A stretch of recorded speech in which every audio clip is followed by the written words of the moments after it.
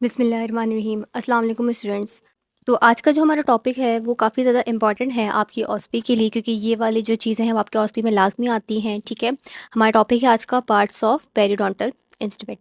ठीक है, ये आपकी ऑस्पी में कैसे आता है बच्चों कि आपके सामने कोई भी पेरिडोंटल इंस्ट्रूमेंट रखा हुआ होगा और आपको कहेंगे कि आपको जो है वो उसके पार्ट्स के नेम बता रहे हैं। ठीक है, तो इस वीडियो को बच्चों आखिर तक देखना, क्योंकि इससे आपको पता चलेगा कि अक्सर बच्चे जो है वो हमारे पास क्या मिस्टेक करते हैं फाइनल एग्ज़ाम में। सही है, तो चलिए स्टार्ट करते हैं हम अपने सबसे पहले इंस्ट्रूमेंट से। अगर मैं आप सबको कहूँ कि इस इंस्ट्रूमेंट को आइडेंटिफाई करें, तो आई होप आप में से बहुत सारे बच्चों ने उसको आइडेंटिफाई भी कर दिया होगा कि ये है हमारे पास पेरिडोंटल प्रोब। ठीक है, अच्छा बच्चों, जो हमारे पास पेरिडोंटल इंस्ट्रूमेंट होते हैं ना, उसके हमारे पास मेन जो है वो 3 पार्ट्स होते हैं। अब पहला पार्ट है बच्चों ये, ठीक है, जिसको हम कहते हैं हैंडल। इसको हम हैंडल भी कहते हैं या हम इसको शाफ्ट भी कह सकते हैं। ये इंस्ट्रूमेंट की वो जगह होती है जहाँ से हम इसको होल्ड करते हैं, क्योंकि यहीं से आप अपने इंस्ट्रूमेंट को होल्ड करेंगे। ठीक है, और उससे वर्किंग करेंगे। तो ये हो गया हमारे पास हैंडल, या आप इसको शाफ्ट भी बोल सकते हैं, लेकिन मोस्ट कॉमनली हम इसको हैंडल ही बुला रहे होते हैं। दूसरे बच्चों, ये आ जाता है हमारे पास यहाँ से हैंडल से लेकर यहाँ तक शैंक। ठीक है, इसको हम कहते हैं शैंक। और ये वाला जो एंड है हमारे पास, जिस एंड से हमें वर्किंग करनी होती है, अब ये पेरियोडोंटल प्रोब है तो इससे हमें क्या करना होता है, हम इसे पॉकेट डेप्थ चेक करते हैं या हम प्रोबिंग डेप्थ चेक करते हैं।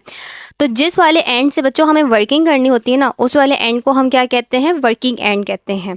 सही है, वर्किंग एंड कहते हैं। तो यहाँ पर हमने 3 चीज़ें पढ़ ली। एक हमने पढ़ लिया हैंडल, एक हमने पढ़ लिया शैंक, और एक हमने पढ़ लिया वर्किंग एंड। सही। अब ये जो शैंक है ना बच्चों, इसकी बहुत ज़्यादा इंपॉर्टेंस है हमारे पास पेरियोडोंटल इंस्ट्रूमेंट्स के लिए। वो हम आगे थोड़ी देर में भी पढ़ते हैं कि क्यों।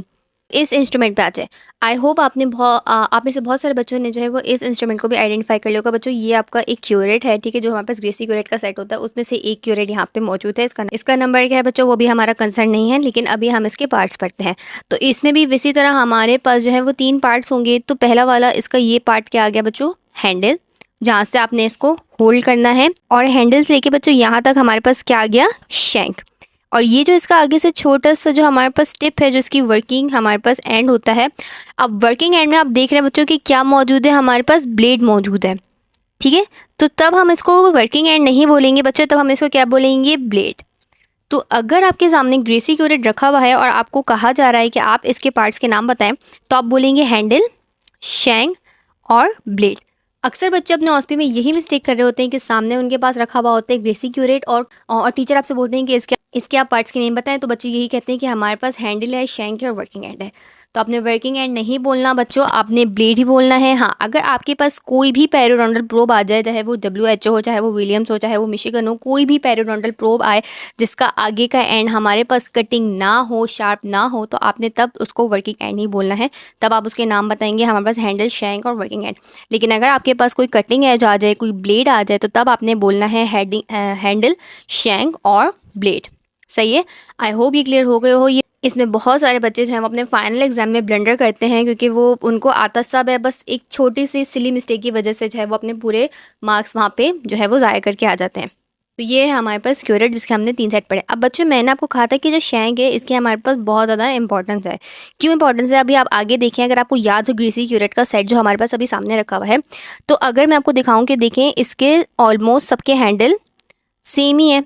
ठीक है, और अगर हम ब्लेड की बात करें तो सबके ब्लेड भी बच्चों सेम ही है, हत्ता कि छोटा थोड़ा सा डिफरेंट होगा, किसी का थिक होगा। ठीक है, ज़्यादा डिफरेंस नहीं होगा इनके ब्लेड में भी। लेकिन अगर आप सबकी शैंक देखें तो बच्चों सबके शैंक जो है वो डिफरेंट है। ठीक है, तो चूँकि शैंक हमारे पास क्यों सबसे ज़्यादा इंपॉर्टेंट होता है, क्योंकि शैंक ही हमारे पास पेरियोडोंटल इंस्ट्रूमेंट की वर्किंग कराता है। इसी शैंक के ऊपर डिपेंड करता है कि कौन सा जो है वो क्यूरेट हमारे पास स्पेसिफाई है किस दुध के लिए।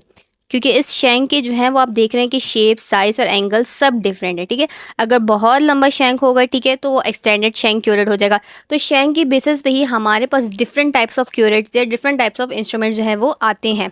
अब मैं आपको बता दूं कि देखिए, फ़र्ज़ करें अगर ये आपके पास हैंडल है और ये शैंक है। ठीक है, और शैंक के ऊपर आपके पास ब्लेड लगा हुआ है, तो इस शैंक का कोई एंगल नहीं है। ठीक है, इस शैंक ने कोई एंगल नहीं लिया, तो ये हमारे पास नो एंगल शैंक हो जाएगा। और अगर ये हमारे पास हैंडल है और इसका शैंक थोड़ा सा एंगल हो गया है, ठीक है, हम देख रहे हैं कि हैंडल से इस शैंक ने जो है वो थोड़ा सा एंगल बना लिया है, और यहाँ पे इसका क्या आ गया है, ब्लेड। तो ये हमारे पास एंगल शैंक है और चूंकि इसमें वन एंगल है तो हम इसको मोनो एंगल शैंक बोलेंगे।